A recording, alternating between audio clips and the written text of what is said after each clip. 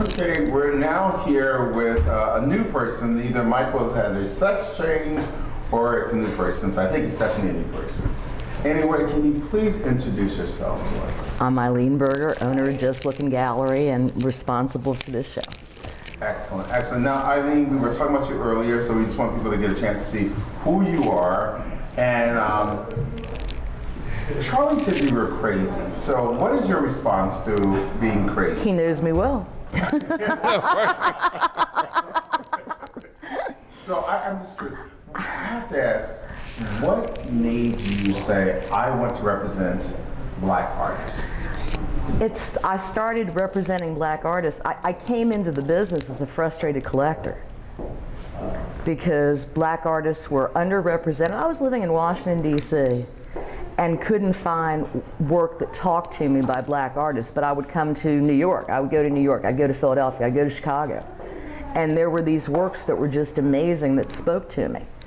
And I could never understand why I couldn't buy them in my backyard. So that kind of started the process. And I found the easiest way to collect the works I wanted was truly to get to know the artists as people and learn more about their art. And just for me, it was very frustrating that this art was so incredible and I couldn't find it everywhere. All right, now Charly mentioned about the integrity that's you. So I'm just gonna now focus on you, Charly. Well, if there were three qualities in Eileen, what were the three qualities that you would like everyone to know about? Honesty is the first thing that comes up. And it's so important to deal with somebody who is honest, passionate. And being passionate is something that you really want to deal with when you're dealing with an art dealer. It's someone who's passionate about it and knowledgeable.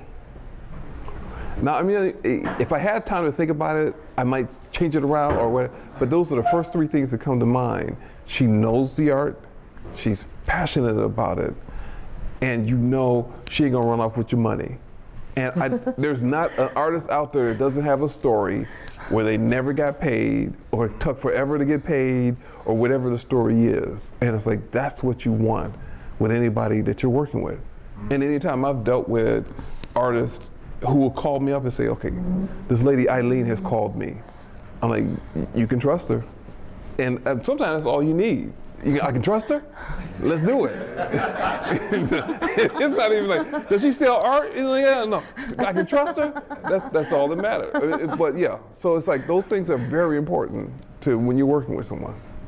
So, Eileen, you hear these things being said about you, and you're probably thinking that it's no big deal, it's what everyone should be doing. But why isn't everyone doing that? That's a question they would have to answer. I don't understand why it's so complicated for gallery owners to treat artists with the proper respect, pay them promptly, and encourage them, because no matter how good an artist is, there's those periods when they really, really need that little push of encouragement to, I can't say keep creating, but artists are pretty, I hate to use the word moody, but you know what? When you say that, you say, except for Charly, artists. I think, everybody has their up and down cycles. And I think with artists it becomes more interesting because they have all those things inside that they're trying to get out there on canvas or paper, but whatever's blocking them is, sometimes it's just that little word of, oh, that last batch of art you sent me was just amazing, is enough to keep them motivated to get through whatever they're going through personally to get back to truly creating. So what is it about Charly that made you say, I've got to represent him? First, before I ever met Charly, I had seen a piece of his that Paul Goodnight published, and I like social expressionism. That's very much what got me collecting art. And he had a piece, and it was just a young boy walking past a wall with Martin Luther King. Now it's been so many years. That was 20 couple of years ago. Like Ida B. Wells. Yeah. Marcus Garvey. But all these people, all these Black heroes that I respected, were just kind of subtly in that wall. And my take on the piece was they were influencing this, boy that was walking past them. just like they'd influenced me. I mean, these were my heroes growing up. Because you always want those people that do the impossible.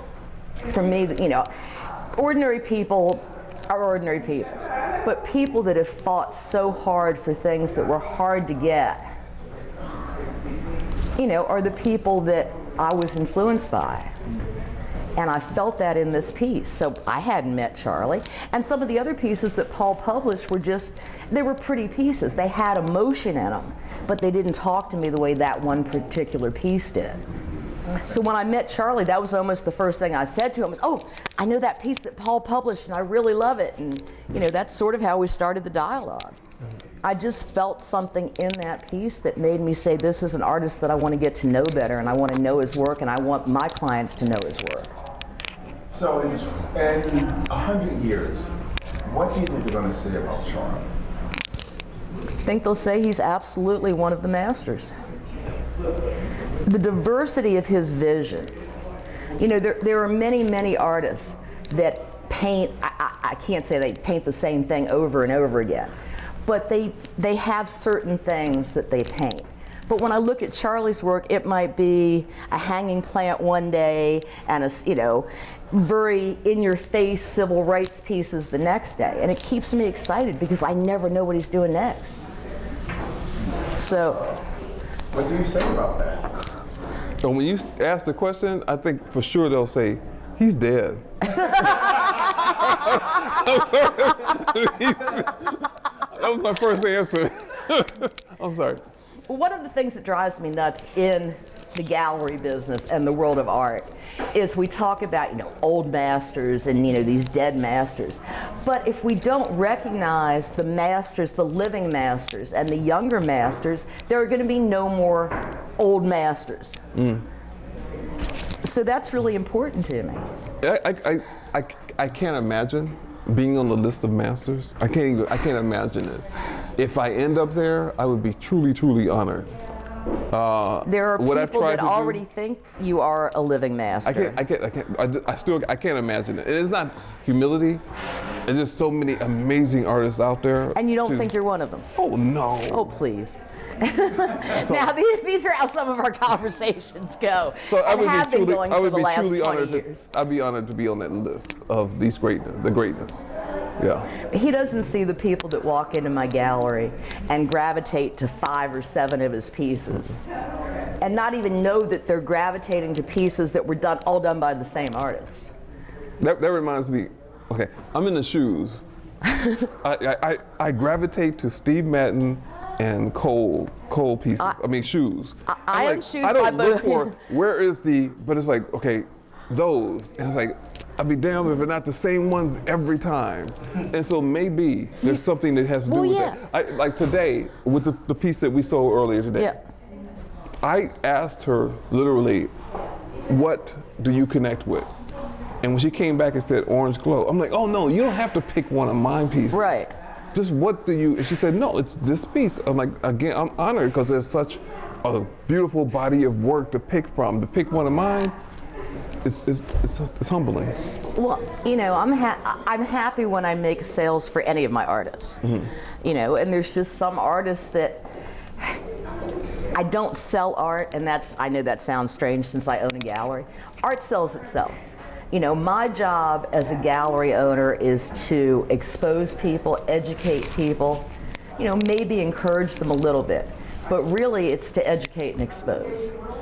I hate it when I walk into galleries and it's like walking on a used car lot and they're immediately going to try to sell me something. Right. And then you get into this, oh look, you know, if you don't buy this artist's work now, you know, you're going to miss the boat because they're the next best thing that's ever going to happen. And you go to that gallery a month and a half later and they've got somebody else that's now the best artist that's ever been. Right. I hate that.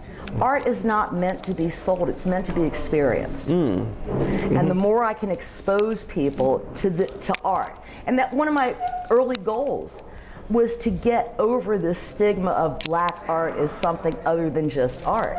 You know, I hate the fact that I have to advertise an art show as a black art show. But if I want the right people to come, the people that are truly going to appreciate the art, I don't have a choice. Right. You know, and I've done different marketing over the years to try to get away from it. I can't. you know, and I don't like that aspect of it because this art's amazing. So that was one of the things that we were talking about earlier is those challenges that you've had and struggles. So before I ask Michael to join us, I'm going to actually turn to you, Charly. And what is it you would like to say to Eileen now that you have total control and she can't stop you from saying something?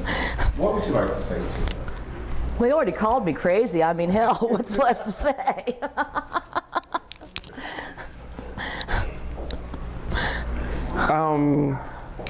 Thank you for making a difference. Thank you And for thank you from letting me live with all of this. Thank you for believing in me in the very beginning when it was hard trying to sell who I am, and you seeing the vision, perhaps even before I saw the vision. I never thought about it that way. I appreciate that. Thank you for letting me represent you all these years. It's been a wonderful journey. Thank you. And now we're going to stop momentarily and continue the journey with Michael.